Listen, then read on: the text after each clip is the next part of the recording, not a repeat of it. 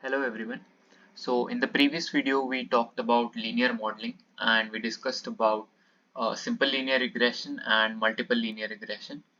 And in this video we are going to talk about logistic regression, introduction and then a sample code. So logistic regression, there's three types of logistic regression. One is binary logistic regression, which is used when the target has only two possible outcomes, something like a yes or no, or maybe something like good and bad. So when there is just two possible outcomes, you can generally refer it as y equals to 1 or y equals to 0, 1 or 0, which can be anything, literally anything. So that's when binary logistic regression is there.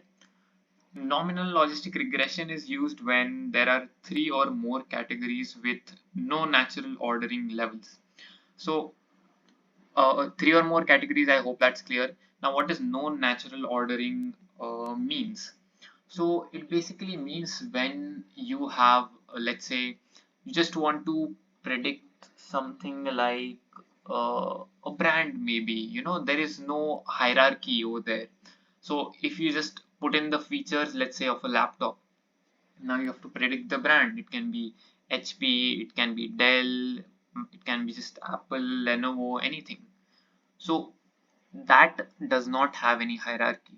Now you'll understand what hierarchy I'm talking about over ordinal logistic regression, which is used when there are three or more categories with natural ordering to the levels.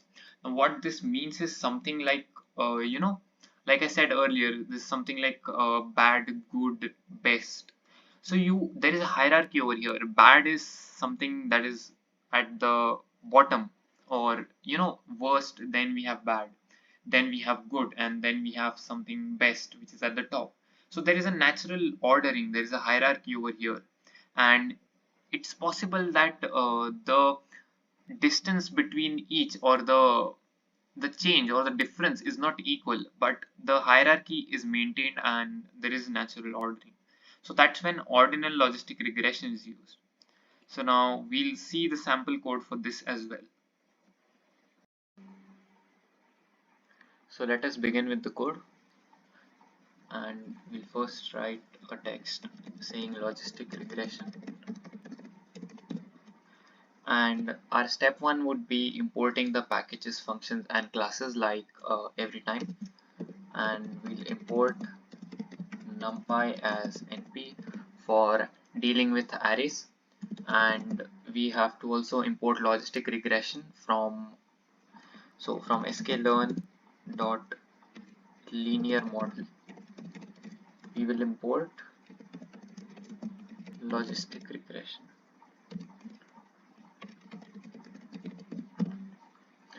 and we'll also import some metrics like classification report and confusion matrix. So from sklearn dot metric import, so we're taking classification underscore report comma confusion underscore matrix. So I hope you know what confusion matrix is, and in case you don't, I'll discuss about it in detail further into this video. So I've run this to import and it's connecting as of now, so we'll just wait for it to run. So till then I'll tell you a brief about confusion matrix. So confusion matrix has various parameters which will help you calculate accuracy, precision and recall. So using the formulas and putting values from the confusion matrix, you can calculate those. And like I said, we'll discuss about it later in this video. And like you can see that we have imported the libraries and we can begin with our code. So we have imported the library. Now we need the data. So over here the problem with our iris dataset was that we do not have a feature where there's only two possible values, where there's only two categories. So we cannot use that in this example. What we can do is either we can use any other data set which has some kind of binary values in one feature, or we can just declare our own array and just randomly assign zeros and ones as y. So we can do that over here since this is just a demo code, and I want to show you how logistic regression is implemented using the library. So let's take x as the first 10 numbers from starting from 0, and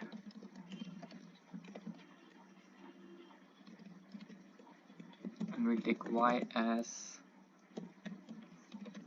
so for y we have to keep it binary classification, so something like zeros and ones. So I can just randomly put 0 1, maybe 0 again, maybe 1 again, 0 0 0. So I have to make sure that it is of the same length as x, which is 10. So I have to make sure I put in 10 numbers over here. So far you have done 7 and 8, maybe 1 9 and 10. So this can be done, and I hope it's of the correct length. Yes, it is. So now we will, okay, we can just print them and see. So we can print x and then we can print y. So this is our x, 0 to 9, that makes it total of 10 numbers, and this is our y. So when x equals to 0, y is 0, when x is 1, y is 1, x is 2, y is 0, and so on. You can just map it out with each position. Now we are going to create a model and train it. So let's say model equals to logistic regression.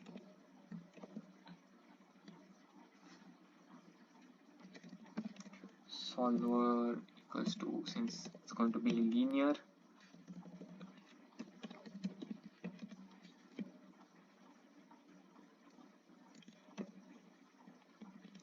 c equals to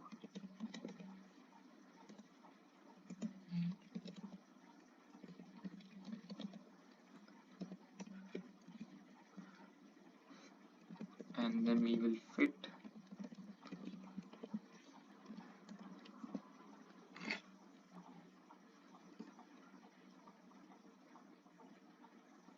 right. So it is working, and so right, this is for logistic regression. We are defining the random state over here, and c is nothing but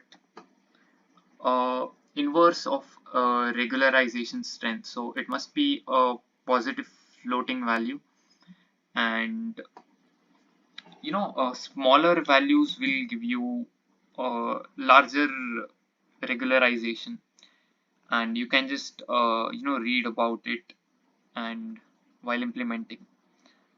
So yeah, now let us move on. So we have fit it, yes. Now the next step is basically making predictions again. So let's see. Okay, before making prediction, we can again see the intercept and coefficient like we do every time. Model dot intercept and print model dot coefficient. So this is the intercept and this is the coefficient that is there for this particular model. Now we will make predictions. So let's take p underscore pred to model dot predict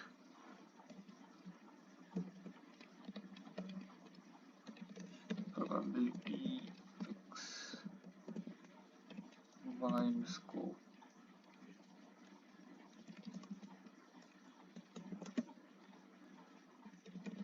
model dot predict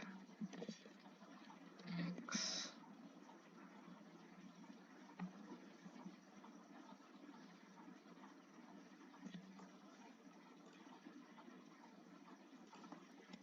we can just print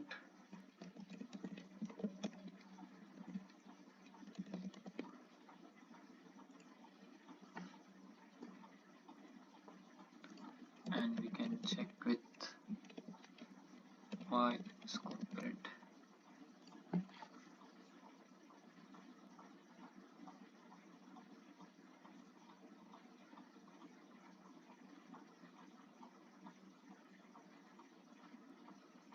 Okay, so it is giving all zero values. And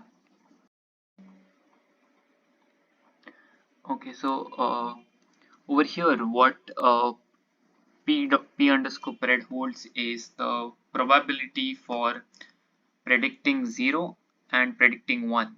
So let's say for the first value of x, the probability for prediction of for the probability for it being 0 is 0.68 as compared to 1, which is 0.31. If you see, this and this will always add up to 1, the left and the right side, and whichever is higher, whichever probability is higher, the model will predict based on that. So if the in all these cases the probability for 0 was higher, that's why we received all the predictions as 0 in this case. So this was just a sample, like I said, and our data was very small. 10 rows isn't enough for a machine learning model actually. But let's say if I just change this data a bit, and we can probably receive different results, we can probably receive better results, something where we are trying to establish some kind of, help the model establish some kind of relation. Let's say 1 2 3 4 5 6 7 8 9 and 10. So if we use this as data, so I'm doing this only to show you that with lesser data, the model cannot work properly. But if there is some kind of, a difference, like for example over here, if you see, if x is greater than, let's say this would be 0 1 2 3, if x is greater than 3, then the probability of y being 1 is basically 100%, because whenever x is greater than 3, y is always 1. So that's why even when there is less data, but if the data has high information gain, and that will help it, that will help the model classify better. So if you just run everything again, so we will receive different intercepts and coefficients, and this time, right, if you see, we have received different predictions, and this time it's actually more matching to the actual y values. So yes, and we can then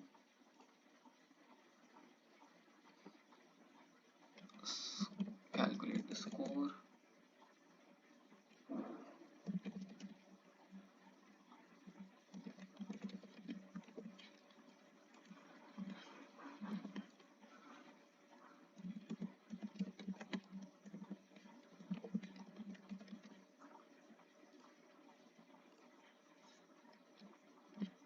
Right, so it shows a score of 0.8, and we can, yes, the confusion matrix, let's say CONF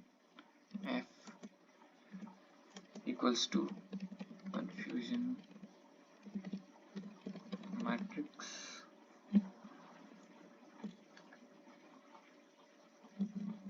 We will take y and y predicted. So for the confusion matrix, we just need the actual y values and the predicted y values, and that will give us our confusion matrix. And we can just print the confusion matrix. So this confusion matrix.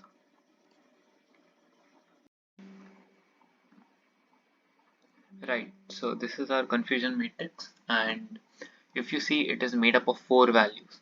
Now to understand the confusion matrix, I just have a whiteboard over here, and you can see that it is appearing like a matrix, and it has 4 values again, like our code output. So you can see the words as TP, FP, FN and TN over here. So I'll just map out our values on this whiteboard, so that I can compare it and show it to you. We have 2 1 and 1 6, so I'll just write it. We have 2 1 1 and 6. So this is our confusion matrix.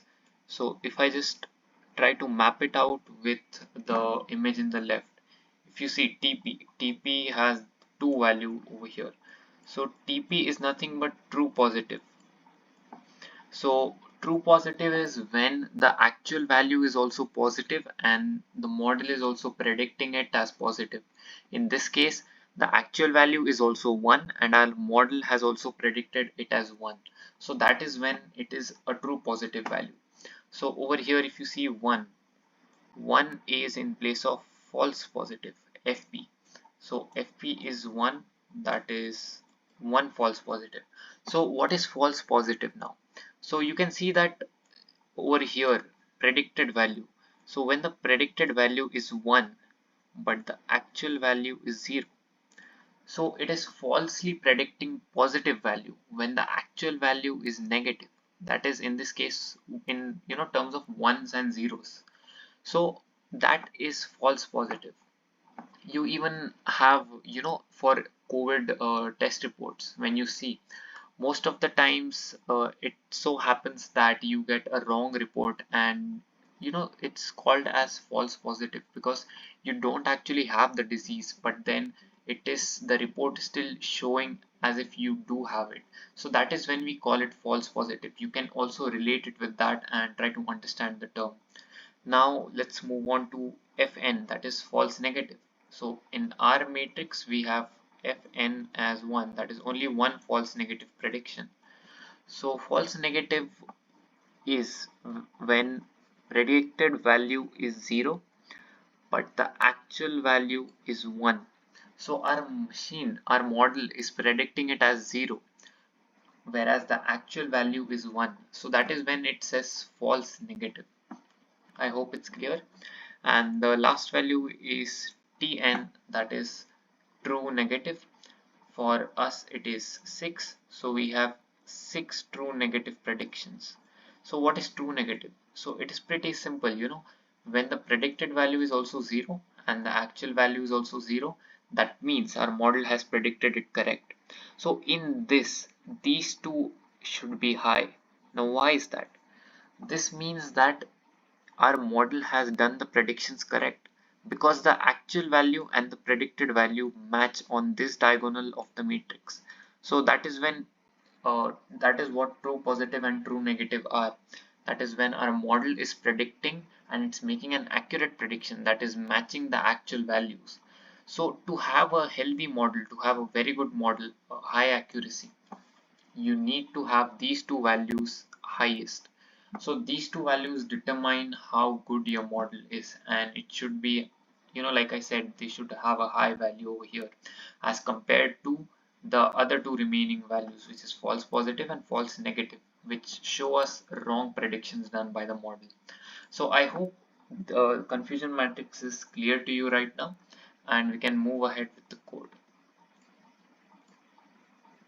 So we have seen the confusion matrix. Now we can see the report, the classification report.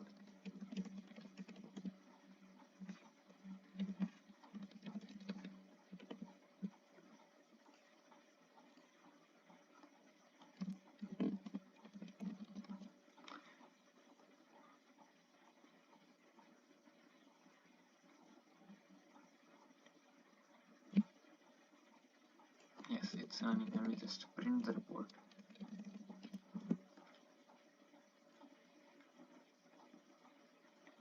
Okay, so you can see various parameters over here like precision, recall, F1 score, support, this accuracy, and so on. So this report will directly help you evaluate your model, how good it is, and it's basically like the values of precision is based on confusion matrix. Precision is nothing but true positive divided by true positive plus false positive, and higher the precision, better the model. So this is again a kind of a method to evaluate your model, machine learning model, and sklearn also offers this. And you can of course calculate it without the library, but again that would be a tedious task. Similarly, to write a code for logistic regression, over here we just require 2 lines to train the model and 1 line to predict. So again, in 3 lines we are done with the complete model training and prediction.